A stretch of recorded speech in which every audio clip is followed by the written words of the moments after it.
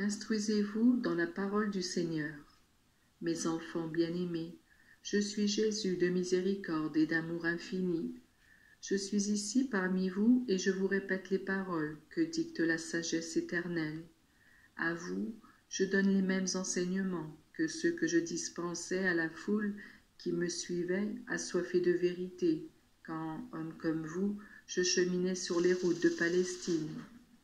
J'opère ici aussi de nombreux miracles, même si souvent ils ne sont pas apparents. Moi, je donne la vue aux aveugles de l'esprit. Je donne l'ouïe aux sourds qui ne voudraient pas comprendre la volonté de Dieu. Je fais marcher rapidement ceux qui boitent dans la vie spirituelle, et même, je fais ressusciter de la mort du péché à la vie de la grâce ceux qui m'écoutent. Je ravive la foi presque éteinte dans le cœur d'un grand nombre. J'incite à agir pour la vie éternelle ceux qui sont embourbés dans les misères de cette vie. Et j'allume la flamme du pur amour de Dieu dans mes enfants, qui sont ainsi sollicités à faire de leur existence un don à Dieu et à leurs frères. Moi, je suis la lumière qui éclaire. À tous, je désire donner les connaissances qui, vous rapprochant de plus en plus de Dieu, sagesse infinie, vous donnent en même temps le bonheur.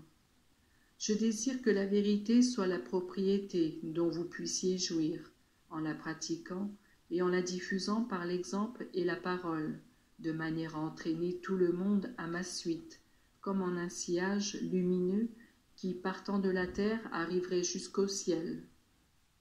Il est vrai que souvent, la recherche de la vérité se présente comme inaccessible, et l'on risque de s'enfoncer dans des labyrinthes d'où l'on ressort dans les ténèbres les plus épaisses, si l'on n'est pas animé par la simplicité et l'humilité qui placent l'homme devant Dieu comme l'enfant en face du maître.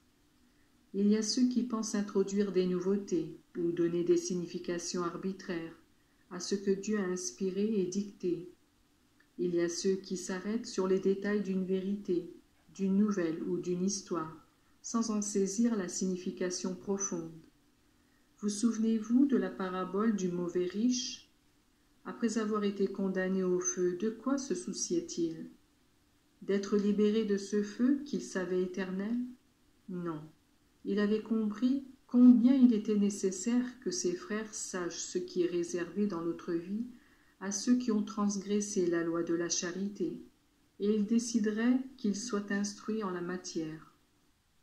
Ils ont la loi, ils ont Moïse et les prophètes. Voici à quoi doit tendre l'instruction religieuse, à la distinction entre le bien et le mal, à la découverte de la bonne route qui conduit au salut. À quoi cela sert-il de savoir comment ont vécu les patriarches de l'Ancien Testament, ou les personnages qui ont peuplé le monde à cette époque, et les crimes qui se sont commis, si l'on ne sait pas voir en chacun des faits racontés la main de Dieu, qui, en tant qu'auteur de l'histoire, préparait l'homme à parvenir au salut?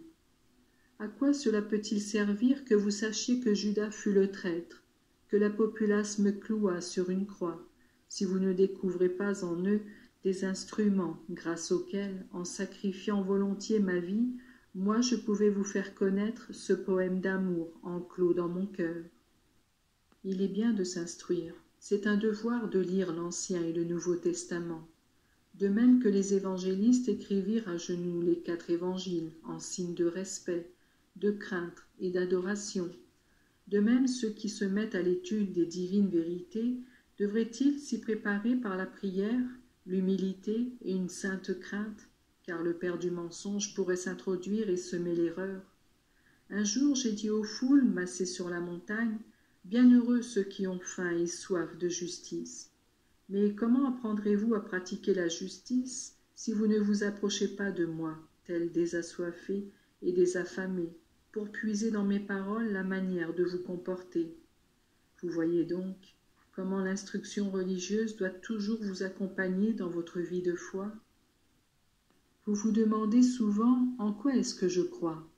Ce Dieu en qui vous croyez est un Dieu de bonté. Si vous le cherchez, il se montre à vous. Si vous ne le voyez pas, parce que vos yeux humains ne supporteraient pas la vue de Dieu, vous voyez ses œuvres. Cherchez en moi le visage de Dieu. Cherchez-moi comme le petit enfant cherche sa maman qui se cache tout en aimant profondément son enfant. Elle se cache pour jouir de le voir la chercher avec anxiété, et à partir de cette recherche anxieuse, mesurer l'intensité de son amour. Cherchez-moi ainsi, et moi je verrai l'amour que vous me portez. Cherchez-moi avec l'inquiétude que vous manifestez parfois dans la recherche d'un objet précieux que vous avez perdu. Moi je me ferai connaître. Je veux vous donner un moyen pratique pour me chercher dans les Saintes Écritures. À la fin de chaque lecture biblique, posez-vous cette question. Que m'apprend le Seigneur? Quel profit dois-je en tirer? Il n'arrivera pas que vous vous trouviez déçu à cause des interprétations erronées qui peuvent avoir été données ou que l'on donne à la parole de Dieu. Vous en retirerez ce qui est bien pour vous, et c'est ce qui compte le plus. Je vous bénis, mes enfants. Quand vous désirez savoir où se trouvent ceux que vous aimez et qui vous ont précédés, vous exprimez un saint désir. Toutefois, je voudrais que vous vous demandiez, voudrais-je vivre comme ils ont eux-mêmes vécu? Si leur exemple vous a édifié, remerciez Dieu et soyez digne d'eux. Si malheureusement ils n'ont pas bien vécu, recommandez-les à la miséricorde divine et cherchez à être meilleurs qu'eux. Tout est soupesé, mais le plus important, c'est d'avoir écouté Moïse et les prophètes, c'est-à-dire d'avoir observé les commandements et d'être resté avec l'Église. Je bénis tout le monde, et je vous enclos dans mon cœur brûlant d'amour.